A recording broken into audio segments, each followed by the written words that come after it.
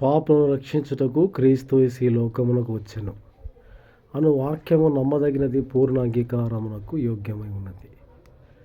ప్రభువునందు ప్రియులారా, మత ప్రచారం అనేటువంటి విషయాన్ని మనం జ్ఞాపకం తెచ్చుకున్నాం.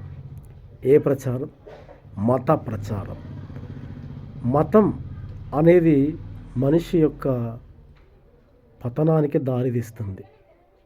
బైబిల్లో ఈ విధంగా రాయబడి ఉంది. యోహాను సువార్త 14వ అధ్యాయము 6వ వచనం ప్రకారం యేసుప్రభు అన్నారు, నేనే మార్గము, సత్యము, జీవం. యేసుప్రభు ఎక్కడ మతము అని అనలేదు.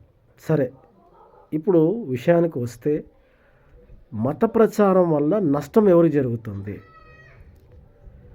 ప్రధానమంత్రి మోదీ బీజేపీ పార్టీ, అలాగే హిందుత్వవాది, రకరకాలుగా చెప్పుకోవచ్చు.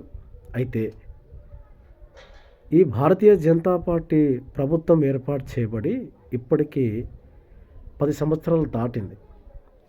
10 సంవత్సరాల నుంచి ఒకటే స్లోగన్ వినబడుతుంది, హిందుత్వం ప్రమాదంలో ఉంది అని. అరే, ప్రభుత్వం మీదే, రాష్ట్రపతి మీవాడే, కొన్ని రాష్ట్రాల్లో ముఖ్యమంత్రి కూడా మీరే, దేశ ప్రధానమంత్రి కూడా హిందువే. అయినా సరే హిందువులు ప్రమాదములు ఉన్నారంటే ఇదంతా అజ్ఞానం. ఆలోచించండి. మరి క్రైస్తవులు మత ప్రచారం చేస్తుంటే వాళ్ళని కొడుతూ తిడుతూ ఉన్నారు. అంటే ఇక్కడ నాకు అర్థమైంది ఏంటంటే, హిందువులు చాలామంది యేసు ప్రభు వైపుకి ఆకర్షించబడుతూ ఉన్నారు. సరే, వాళ్ళకి అనారోగ్యమా, మనశ్శాంతి లేకపోవడమా, ఇంకొకటి దానికి కొంతమంది నాయకులు, అది ఎవరైనా కావచ్చు, ముందుండేది అమాయకులను పెడుతున్నారు, వెనకాల వాళ్ళు నడిపిస్తూ ఉన్నారు. ముందు అమాయకులను పెడుతూ వెనకాల వాళ్ళు ఉన్నారు. ఎవరో వాళ్ళంటే మత భ్రష్టులు. కాబట్టి ఈ మత ప్రచారం వల్ల దేశానికి ఏం నష్టం కలుగుతుంది? వాస్తవానికి ప్రతి ఒక్క యేసుక్రీస్తు నమ్మిన ప్రతి క్యాస్ట్, ముస్లిం, హిందూ,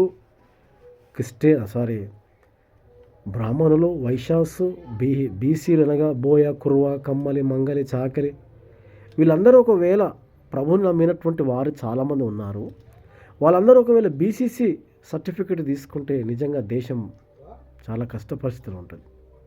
అంటే కష్టం అంటే క్రిస్టియానిటీ పెరిగిపోతుంది. అన్నీ క్రిస్టియన్స్కి కూడా కొన్ని కేటాయించాల్సి వస్తుంది. కొన్ని రాష్ట్రాలలో ఎమ్మెల్యేలు, సర్పంచులు, ఎంపీలు, చివరికి ముఖ్యమంత్రి, ప్రధానమంత్రి కూడా క్రిస్టియన్ అయ్యవలసి వస్తుంది. ఈ భారతదేశం క్రిస్టియన్ దేశంగా మారుతుందని చాలామంది అడ్డుకుంటూ, కొడుతూ, తిడుతూ, చంపుతూ ఉన్నారు, కేవలం మత ప్రచారం అనే పేరుతో. దీని వెనకాల మనుషులను దోచుకుంటున్నారా? మనుషులను ఏమైనా మారుస్తున్నారా? మతం మారుస్తున్నారా? ఆలోచించండి. మతం మారడం అనేది మన పెద్దలు డాక్టర్ బిఆర్ అంబేద్కరే మతం మారినాడు.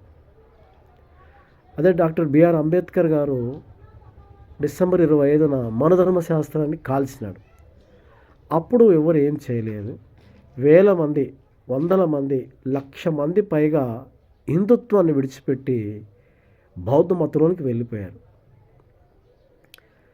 కాబట్టి అసలు మతం అనేది మారాలనుకుంటే మారచ్చు, లేకపోతే లేదు. కానీ యేసుప్రభు అన్నారు, నేనే మార్గము, సత్యము, జీవము అని. కాబట్టి మన ప్రభు అయిన యేసుక్రీస్తు వారి నామములో మత ప్రచారం వల్ల హిందువులకు ఏమైనా నష్టం కలుగుతుందా అంటే కేవలం వాళ్ళ మనోభావాలు దెబ్బతింటున్నాయని చెప్పి దాడి చేస్తూ ఉన్నారు. కానీ దీనివల్ల చాలామంది మారుమనసు పొందుతున్నారు, యేసు ప్రభుని సొంత రక్షకుని అంగీకరిస్తూ ఉన్నారు. ఇది మత ప్రచారం కాదు, మనసును మార్చే మార్గం అంతే. ఇక పాస్టర్స్ అందరూ కూడా దేశంలో ఉన్న 29 రాష్ట్రాల వారు అందరూ బీసీసీ అప్లై చేయండి అనే ఒక నినాదం వస్తే నిజంగా భారతదేశం క్రైస్తవ దేశముగా 100% మారుతుంది. ప్రతి దేవుని దాసుడు అట్లా బోధ చేస్తే, అట్లా ప్రేరేపిస్తే, అట్లా సర్టిఫికెట్ తీసుకుంటే సర్పంచులు, ఎంపీటీసీలు, జెడ్పీటీసీలు, మండల అధ్యక్షులు, ఎమ్మెల్యేలు, ఎంపీలు క్రిస్టియన్స్ అవుతారు. ఉదాహరణకు కేరళ. కాబట్టి ఆలోచించండి. ప్రభు వైపుకి మనం అనేకులను తిరుపుతూ, వీలైన వాళ్ళు బీసీసీ తీసుకుంటారు, ఎస్సీలు అయితే ఎస్సీలు ఉంటారు, ముస్లింలు అయితే ముస్లింలు ఉంటారు, ఓసీ అయితే ఓసీలు ఉంటారు. మారాలనుకుంటే మారచ్చు, లేకపోతే లేదు. బలవంతం ఏం లేదు.